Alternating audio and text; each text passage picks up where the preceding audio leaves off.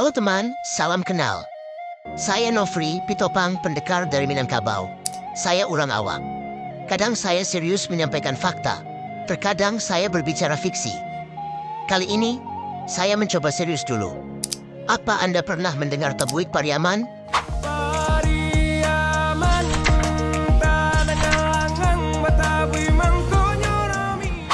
Pariaman tadangalanglang, batabuik makonyo rami. Setelah menelusuri lebih jauh, Tabuik punya kaitan erat dengan Islam. Festival Tabuik adalah tradisi unik dan meriah yang berasal dari daerah Pariaman, Sumatera Barat.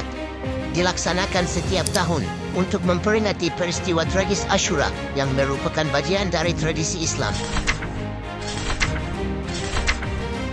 Begini sejarahnya.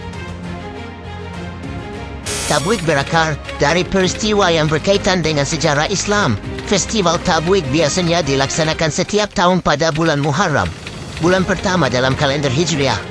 Festival ini mencapai puncaknya pada hari ke-10 Muharram, yang dikenal sebagai Hari Asyura. Tradisi Tabuik diyakini pertama kali diperkenalkan oleh para imigran Arab yang datang ke Pariaman. Festival Tabuik tidak hanya sekadar pesta rakyat, tetapi juga memiliki dimensi keagamaan. Pada Hari Asyura, umat Islam juga melakukan puasa sebagai bentuk ibadah dan penghormatan terhadap peristiwa di Karbala.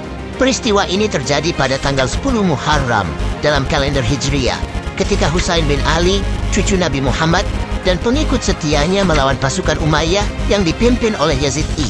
Husain bersama keluarganya dan pengikutnya yang hanya berjumlah sedikit berjuang dengan gagah berani, tetapi akhirnya dikhianati dan dibunuh di medan perang Karbala. Seiring berjalannya waktu, Festival Tabuik menjadi salah satu tradisi yang penting dan menarik di Indonesia, khususnya di daerah Pariaman, Sumatera Barat.